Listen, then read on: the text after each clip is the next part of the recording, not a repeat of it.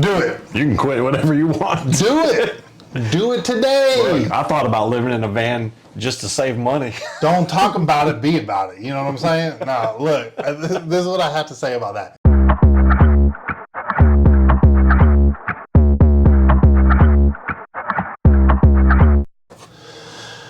So they're talking about, welcome to the show.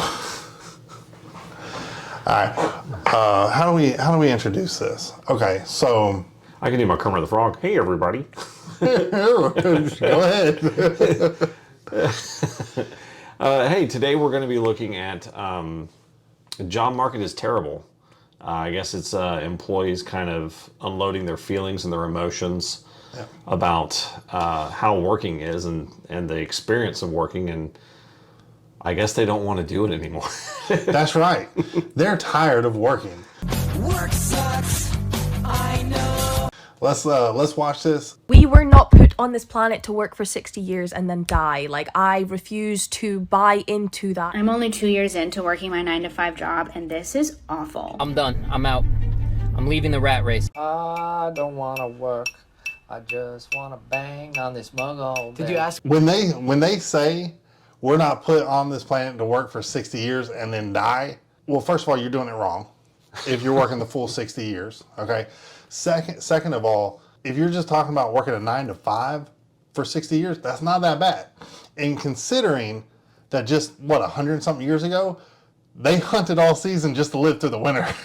You know what I mean? Like, you had nothing else to do. You couldn't go to the movies. You couldn't go, down the street to get some drinks or whatever at the local bar. You only drank at like the saloons and stuff when you were in town or something like that. If you were a traveler, you die.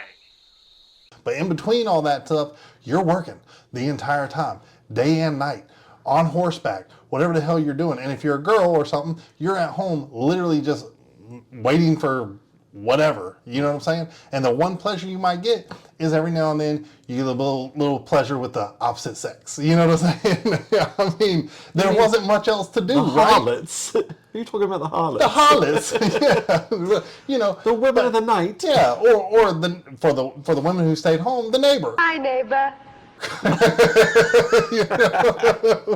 It's terrible. But what I'm saying is, they're like, oh man, this is crazy. We only get a couple days off, and let's watch the rest of this video and watch what their complaints are, and then we're going to get into it. But I already know I'm going to disagree with so much of what they're saying here, and I can't wait to get into it. Jeez, just cut me off, man. All that. No, I'm sorry. Go ahead. What do you got to say? Go ahead and shut him down. So, no, I mean, I kind of agree with what you're saying to an extent, but I mean, there was always leisure time, back in the day and stuff. You could do other things. That's how a lot of entertainment came about, was, the old shows and stuff they had, like the Wild West shows, like Annie Oakley and stuff. So there was always kind of like stuff out there to do. Theater, to spend your money, playing cards, right? Exactly. Yeah, I mean, Shakespeare's been around for but you didn't get to do that every day, though. No, it was a privilege. Yeah. It was like a break from the norm, and it was something to do, and it was fun. But I kind of agree with you. Like, there were times where people worked. They didn't live as long, for one. They didn't live to 60 years. It was a harder life then. Yeah, but at the same time, working, that was like what you did. Matter of fact, I think it was Henry Ford invented the 40-hour work week.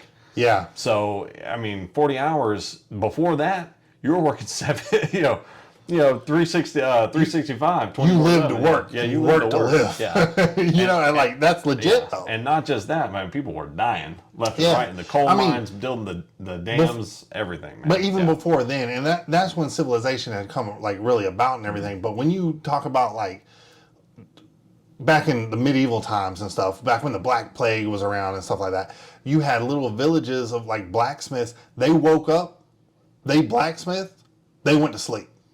I mean, that was it, right? Yeah. That's how they made their money. They made horseshoes. They made horseshoes, swords, spears, armor, and then they went to sleep. Pots and pans. They might go down to like a local building that had, some meat or something in it or something like that. You know what I mean? But their town's super small. They're not traveling all the time. If they took a trip, it took months. Yeah. It wasn't like, hey, let's jump on a flight and go over to wherever the heck we want in a few hours. You think about just from Atlanta to Athens back in 1870 would have probably took you half a day. Days? Half a day or a day to travel there. Depending, Yeah. if you're traveling yourself on horseback, maybe half a day or a day. But if you have a wagon and everything else, you're probably taking a couple days to get there. You know, At least a day. And that's if your wagon doesn't break down with a freaking broken tire. Or if your horse something. doesn't say F you. Yeah, okay. Anyway, let's move on. We've already talked too much. Right. I remember one time I'm at work. I'm going hard, getting a lot of shit done. And one of my coworkers pulled me to the side. He said, "Hey, bro, if you was to croak over and die right now, how long do you think this company would take to put up an application for your position?" And I'm like, maybe like 3-4 days, maybe a week. He said, "No, I've been a manager before. Sometimes it goes up same day." I said, damn. These companies don't give a fuck about you. That's why I'm in full support of job hopping. What? Bro, what are you talking about, man? Yes, that company is going to put up an ad. Not saying that they don't care about you, okay? They're not saying they don't care about you. They're not saying that. They still have a business to run. All other, I don't care if it's 40 employees, 500 employees, or thousands of employees, rely on that business still to function because they have families they have to feed. So yes, they care about you.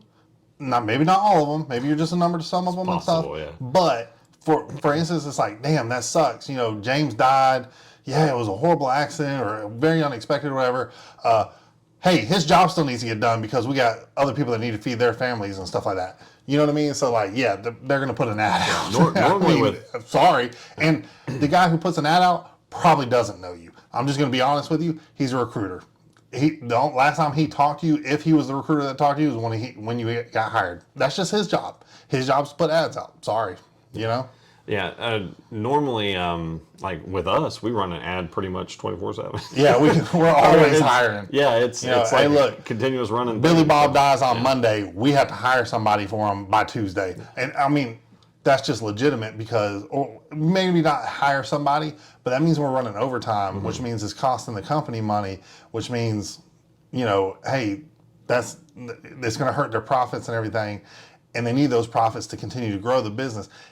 Business is a tough business. Business. I like it. Business. Good, Kevin. Yeah, well, I mean, running a business is a tough business. I'm sorry, but it just is. The reality of the situation is the world continues to turn no matter what's going on in your life or not. And things have to get done. People have to eat. People have to make money for their families. Normally when we have situations like this, because we have people who have relatives who pass away and we let them off and, you know, we'll have a manager. Yeah, bereave time. Yeah, I mean, we'll have a manager go out and fill in that position if we can't find another employee to do it. So we even, you know, hell, I don't even get any weekends off. I think this is the first weekend I've had off in 2 months. Yeah, so. I mean, and that's what I'm saying. Like, somebody's covering down to fill your shift, depending on what you're in. You know what I mean? Like, obviously, if you're a server or something like that, the restaurant can run shorthanded. If you're in retail, the store can run shorthanded. Sometimes, depending on if it's a small business or not. Right. But I mean, if it's a dedicated shift that you have to fill, somebody has to fill that. Yeah. Or the client's like, hey, yeah, it sucks that James died, but you need somebody here. Yeah, and most major corporations are going to be they're going to be the ones who have extra personnel to put in places and plug people in. When you're talking about small businesses, which is 50 employees or less, it's very hard to, especially with your small profit margins and stuff. You're trying to service your client and make sure your client's happy. And your client a lot of times doesn't care that so-and-so passed away or something happened, you know. 100%. They'll say, man, I'm sorry to hear that. Who's going to cover that shift? And I mean, legitimately, those are the conversations that we have. I don't care what your excuse, nobody likes job hoppers. If you only work at jobs and companies for a year and a half, maybe 2 years, and your resume looks like you have hopped from position to position to position, you are severely limiting the opportunities for yourself. And also, you are barely scratching the surface of learning and figuring out positions if you're only there for a year. I don't want to hear it. I know you all are going to jump in the comments and tell me that people don't give raises and you have to move on to organizations in order to get a raise, blah, blah, blah, blah, blah. Listen, job hoppers are in some deep level of denial, and I've heard it all before. But here's the thing. If you're a job hopper, the common denominator is you. You are choosing to move on from organizations. You are the one choosing to leave after 1 or 2 years. And put yourself in a hiring manager's shoes. Why would they pay to onboard you and train you and invest in you if they know you're just going to leave in a year or year and a half? Especially if your competition has some longevity on their resume. Boring. Okay, so when it comes to job hopping, I have a few things to say about this because a lot of people are like, "Oh yeah, you have to job hop if you want to go, further in your field or whatever. Not in your field. If you want to make more money, you have to job hop, because this company over here is only paying $12 an hour, but I can get a job over here paying $14 an hour. I'm going to job hop there, and then this company over here is paying $16 an hour. But here's the problem I have. It's okay to move from job to job as long as you're in the same career field, okay? So if you go from being a mechanic at Big Ten Tires, and then you go over to Pet Boys, and then you go over to Jiffy Lube, and then you run a store at some top Take 5 oil change or something like that. You said run a store. That's a different job all in itself. Well, if you're a mechanic and you're jumping mechanic to mechanic. But no. But yeah, go ahead and that's what I'm finish your saying. statement. You're still in the same career field, right. though. Okay, Mm-hmm. You're still moving up. You're moving up because Pet Boys didn't want to make you a store manager, but the dealership down the street will make you the manager over the auto mechanics or something. Maybe that's vice versa. Or service manager or whatnot. It doesn't matter, one or the other.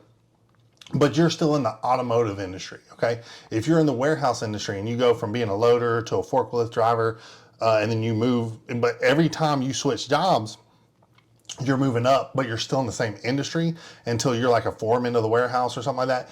That's completely fine. I have no problem with that. You can explain to whatever recruiter you're talking to that, hey, look, I moved every year, but it was the same industry and it was in the same field. But if you're going from being a cashier at one place to a mechanic at another place to a truck driver at another place and then a forklift driver, tells me you get bored quick. Yeah, it's like, what are you trying to do with your life? Are you working towards anything, or are you just trying to make more money? You heard that a forklift driver makes more money over here, and then I can go into construction and make $18 an hour. Oh, and now I can do it, but now I'm $20 an hour, but I'm installing cable TV. It's crazy. You can't. Job hopping is not okay if you're changing your career, but if you're staying in the same career and changing positions with the job that the next job you're going to, that's completely fine. So are we talking about what he just listed with the CEOs? Yeah, I'm going to leave that portion in. Yeah, I'm going to tell you straight up. I have never met a rich person that isn't working all the time, and it doesn't seem to matter what they do. They could run an ice cream shop. They can run whatever. If they're actually successful at it and they're making stupid money, it's because of the things that they know and the things that they do. And their phones are constantly ringing. I'm sorry, I shake the camera too much. But phones are constantly going off, and me and you know exactly how that feels. I mean, because our phones never stop, except for right now. Luckily, knock on wood. That's because it's in the middle of the night. But sometimes we still get calls in the middle of the night. That's true. But here's the other thing too. They're like, oh, well, this CEO of this multi-billion-dollar company made $24 million. Can you believe it? Yeah, because their payroll most likely is in the billions. Mm-hmm. Okay, their payroll's in the billions, so that CEO gets a portion of that. And that's what enticed that CEO to take that position, if they weren't the one that built it up from nothing in the first place.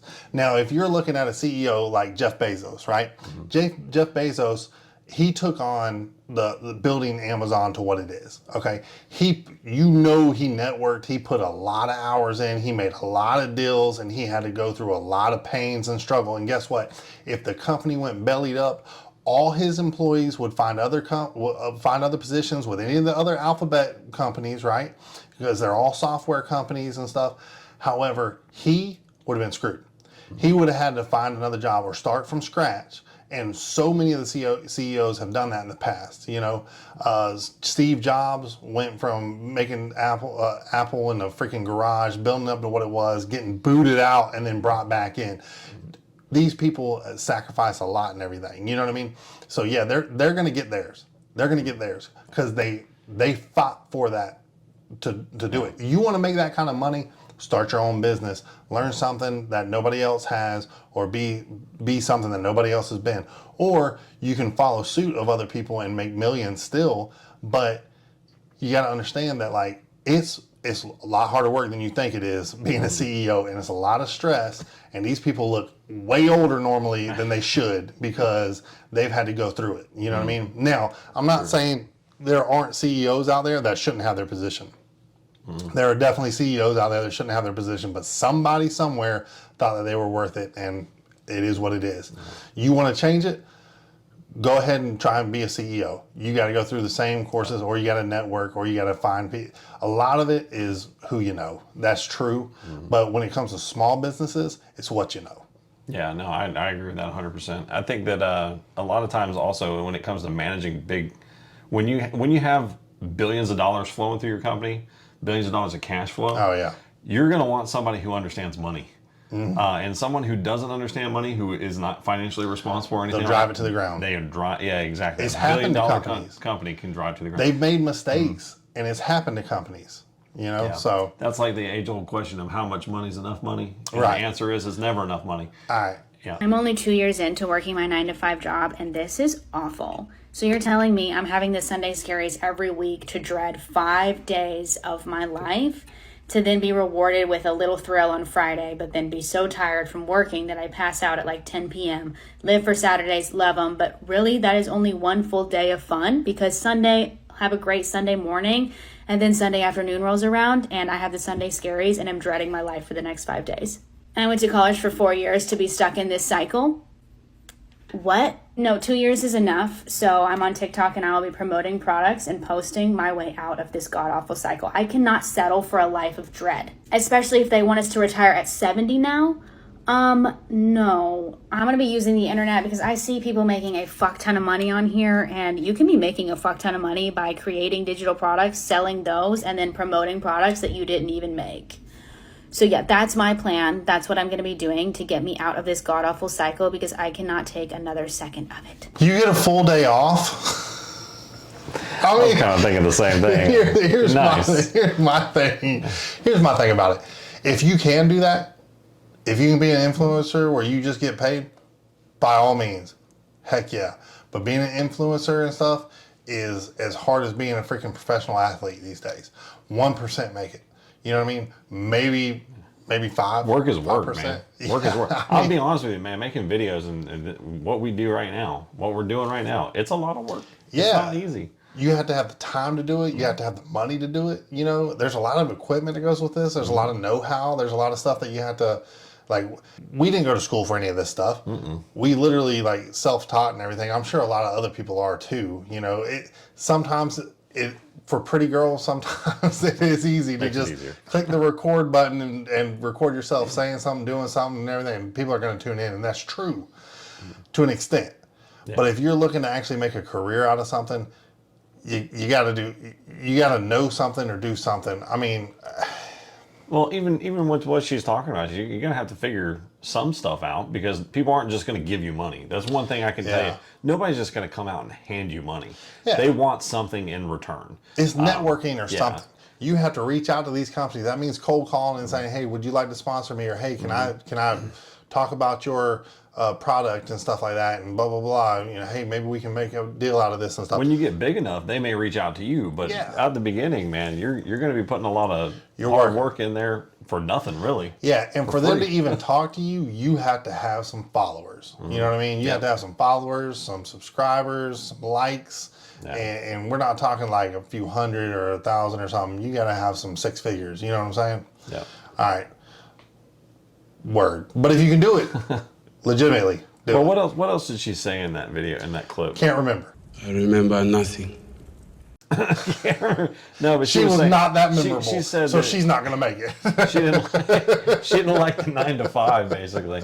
But you know, I mean, everybody. Look, I'll be honest with you. We work more than 9 to 5. We work, 24/7, 365. She was talking about the rat race and stuff, and like, it's 9 to 5, and I get Saturdays off. That's amazing. I haven't had a Saturday off in years. You know what I'm saying? I work 7 days a week. Nothing. where you've done nothing for the company, and that's true. Yeah. That we are doing something every day. Every day. Well, first of all, every day I get woken up between 5:30 and 6 o'clock without fail. 5:30 or 6 o'clock in the morning without fail from a phone call. Sometimes I get woken up at 3 a.m. with a phone call and stuff like that. And it's constant. If you own your own business, and especially a business that we run, we're 24/7. So, I mean, there's stuff that happens all the time. We're constantly having to go out in the middle of the night. You know, we get sleep when we can. Sometimes it's midday naps. Sometimes we do get to sleep all night. My all night is usually from like 11:30 or 12 o'clock at night to 5:30 in the morning. And me, I'm up That's all it. night. Adam's the operations, so he's up all night because they call him for everything. I never sleep. The majority of our work is done at night, and it's taxing. So that's amazing. You get one day off. That's awesome. Schedule schedule management. Okay. Yeah. You have or time management. Time management. You manage your time a lot better. Okay. If you make yourself sick on Sunday knowing that you have to wake up on Monday, that's nobody's fault but your own. Okay. Now that may mean that you hate your freaking job or you're dreading the Monday. And I know you dread Monday sometimes too. Yeah. I dread Mondays too, but I don't make it to where like I'm gonna have a horrible Sunday night. Well, now I dread the weekends because that's when everybody calls out. Yeah. I mean, yeah. I'm always jumping through hoops on the weekends trying to get things covered and stuff. Yeah. Or Nobody going wants to work on the weekends. I end up working those shifts when they call out. So it's rough, man. Sometimes when you're doing shift work, your weekends are Mondays and Tuesdays or Wednesday, Thursday, or Tuesdays and Fridays. I dread every day going to sleep. It just is what it is. So there's a lot of points to be made about this take. For one, I am in the trades. Having a degree does not disqualify you from being a tradesman. A lot of the trades also are requiring some form of degree or certification to get into the higher level end of it. Does this mean you need to go to college to get into trades? Absolutely not. Most places are hiring right off the street. But if you want to get into the high ends of trades, you either need a shit ton of experience or a degree to get you in the door. The next point, if everybody gets into trades, then trade jobs are going to pay less. Not to mention, people with disabilities typically can't get into the trades. Jobs in the trades are pretty typically strenuous and physically taxing. If you have problems with your back, problems with your legs, problems with your arms, bad neck, bad knees, trades are just unrealistic for a lot of people in this country. You have something to say about the trades? Yeah, because that's what I worked in pretty much all my life. But trades, I mean, they are taxing on your body for sure. 100%. I was lucky enough that when I had back surgery, I was able to move. I knew enough about my industry that I could move from the shop into the office. Yeah. I felt like it was a blessing. Now, they would take people and put them in the office as estimators and stuff like that who had no experience, and they'd try to train them. But I'm going to be honest with you, when it comes to the trades, you really need somebody who understands the ins and outs of every aspect of what you produce or the good or service that you provide. Because if you don't, and you try to put them in management or you try to put them in an estimating position, they will you'll lose the shirt off your back. Yeah. Because they don't understand how the money works and how much time things take, and you can lose a lot of money that way. But the one thing he said that I didn't 100% agree with was if everybody's in the trade, then the price of that trade goes down and stuff. That's not normally the case. Now I'll explain to you why I believe that. Because everybody might be in that trade, but they ain't no good. No, I'm dead serious. Okay, how many times have you had an HVAC guy come out and he doesn't know a flip of what he's doing there? It's aggravating. He ain't going to be in that job very long. Okay, same with the cable technicians, same with auto body technicians, same with mechanics and stuff. They may think they're good, but they get in there and they're like, we were paying Joe 24 per hour or whatnot, and we got this guy for 22, so we were like, oh man, that's great, but he's a dumbass. Yeah. Let's get Joe back in here, or somebody of Joe's caliber back in here. We made a mistake. Yeah. That happens all the time. Yeah, you will see position fluctuations in wages, but when it comes down to it, if you know that trade and you're good at that trade and you can do that trade, you're probably going to make good money. Yeah, they might have got rid of Joe and he went somewhere else and actually got on with another company that had Billy Bob, who really wasn't that good, and they paid him $25, $26 an hour. You know what I'm saying? So there, you know, it happens that way. That's why trades do normally pay much better. Trade work is normally between 25 to 35, sometimes $40 an hour for a reason. You have to know what the hell you're doing. Yeah. No, 100%. And if the what did you say? What was that last thing that you said before you? I wish I could remember what you said. I don't know. I just talk off the cuff. Yeah, well, I know. I was waiting for you to make a break so I could say something because it was really good. But it was I know I'm very profound. Yeah, well, I'm always trying to. Well, what I was wanting to say was something along the lines of like why the firing Joe or whatever, you fired Joe and then you brought him back. If you know your stuff, you will make good money and you won't job hop. Period. Yeah. Because your boss will love you and he's going to tell you every day. He's going to come in and say, "Hey, I got this workload for you. I know you're going to knock it out," and he's going to stay off your back. He ain't going to say nothing to you because he knows you're going to get it done. Yeah. And the reason I say like, well, they fired Joe to hire Billy Bob at a lower rate or whatever. That manager that you always had, that manager you always had, may not always be that your manager. He may retire. They may find another manager. The manager's like, why are we paying Joe $28 an hour when we can have Billy Bob for $22? Let's hire Billy Bob and make some money and make me look good so I get a bonus, right? Then they get Billy Bob in there and they're like, why is your work coming out so shitty? Why are we getting so many return calls? Why are we getting, you know what I mean? And then that manager ends up getting canned and then they call Joe and say, hey, would you like that manager position? But it happens like that sometimes. You know what I mean? Definitely. So it may be the case where the wages kind of fluctuate because they're bringing in new people and stuff like that. But usually if you know your stuff, Adam's right, you're not going to get canned.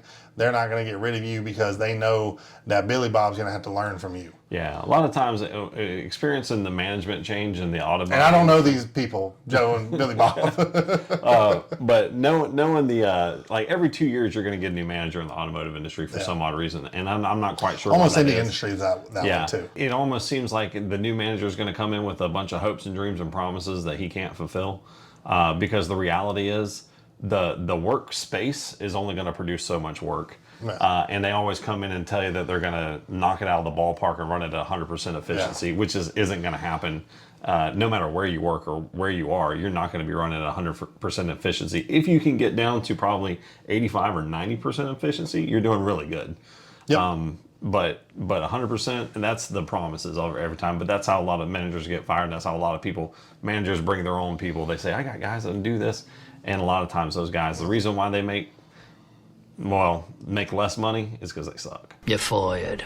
You're fired. And then the guy who makes 28 has to go behind them. Then they get rid of the guy that makes 22 because they're like, he sucks. Yeah, you start leaning on your employees that actually do know stuff. Yeah, 100%. All right, let's listen to this next guy. Am I the only one who wants to just quit my job? Maybe buy a minivan or buy an old car and just hop in the car and just simply travel and just see the world, man.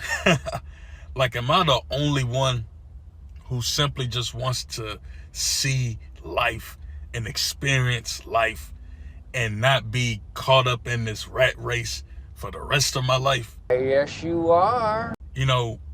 We pay bills, we pay taxes, and we work hard, and we bust our behinds for these jobs, but it's like, is that it?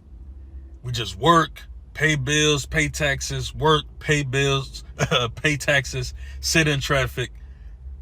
Is that it? Is this all there is to life? I can't be the only one who sits back and wonders sometimes, like, this is not, like, this can't be real life. Like, it's no way. We were sold a lie. The American dream is a lie. It is no way it should be this difficult to survive in the land of the free and the home of the brave. This is incredible to me. I don't understand.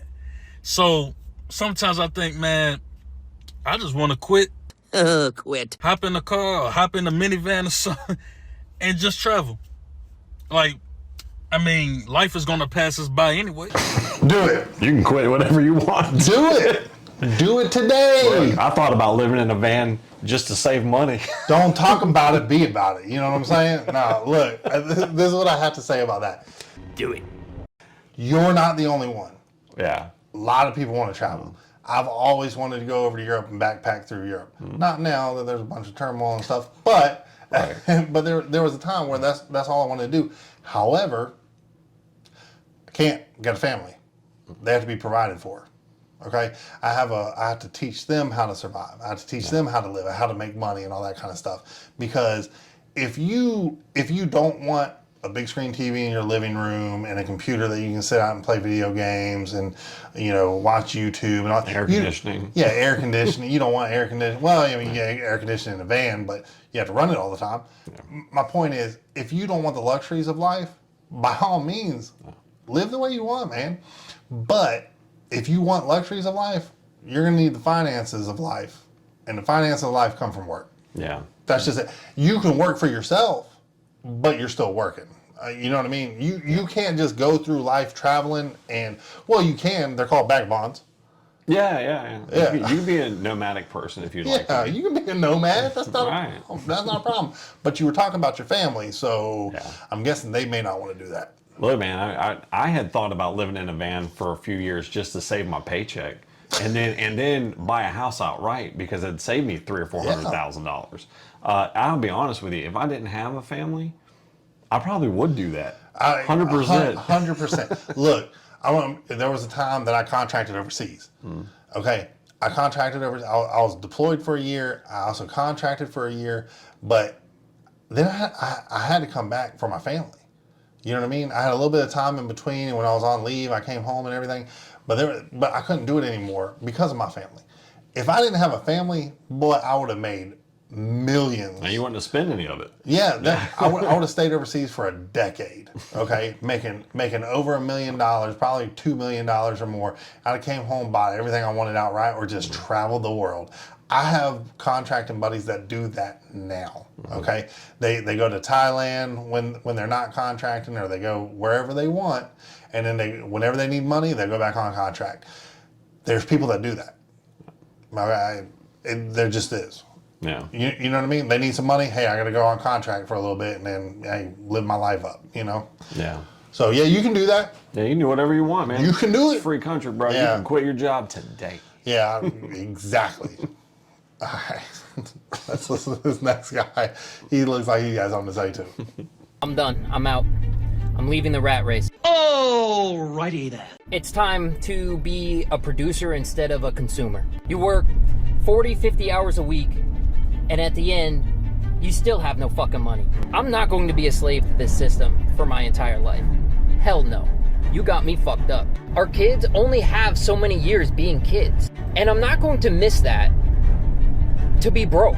To me, family is the absolute most important thing in life, and I'm missing all of it because I'm fucking working. When I'm done working, I'm still fucking broke. We know the system was designed to be this way. Public school systems were designed to make you obedient workers. They didn't teach you how to plant crops. They didn't teach you how to raise chickens and raise livestock to eat. They didn't teach you any of that shit. They taught you how to shut up and sit down and do as you're told. Well, I'm fucking over it, and I'm out. These school systems suck. I have so much to say. Here's my thing. You work 40 or 50 hours, that's amazing. Yeah, we work more than that. And I understand what everybody's saying. Yeah. This sucks. We have sympathy for that. Family's so freaking important, and you're missing so much time. You sacrifice something. Yeah. If you don't go to work, you're sacrificing a good living. Well, look, if you don't go to work, where are they going to live? That's my point. You know what I'm saying? Like, well, I mean, you can either be there for them, or you can provide for them. You can spend all your time with your family under a bridge. You know what I'm saying? It's like, man, I'm spending all my time with my family. I'm raising these kids. Never missed a moment. We're cooking these raccoons. We're cooking these rats up. Possum stew. We're getting some roadkill tonight. Or you can, hey, I got to go to work, got to put food on the table, come home, and I can spend what time I can with my children, save up what I can. I'm not your financial advisor. If you're working 40 to 50 hours a week and you don't have any money left over whatsoever, nothing to show. You've done something wrong. Yeah. You've done something wrong somewhere. You're not living within your means, okay? And I'm not saying that, maybe you got a house that was too expensive that you shouldn't have got. Maybe you had a car that was too expensive that you shouldn't have got. Maybe you got luxuries in your life that you shouldn't have got. Live within your means, okay?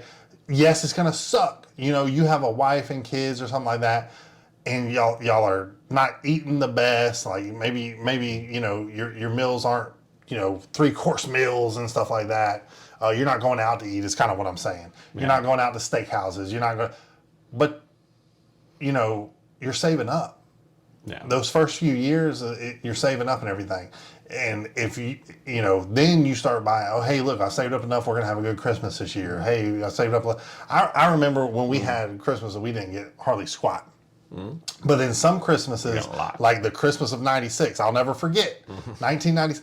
Boy, I walked out of my room and there were presents from the foyer into the living room. I was like, oh my goodness, holy crap. Must have been a good year. It was a good year for my dad. Right. You know what I'm saying? And that's what I'm saying. Like, there was car hoods and everything. Yeah. It was like, that was Clint. Yeah, Clint gave me a hood for my Firebird or whatever it was. Yeah, something like that. I don't know. Like that, there was, but I mean, there were presents everywhere. I think we had a game system. That was the Nintendo 64 year. Oh, was it? That was when we got our Nintendo 64 and stuff, man.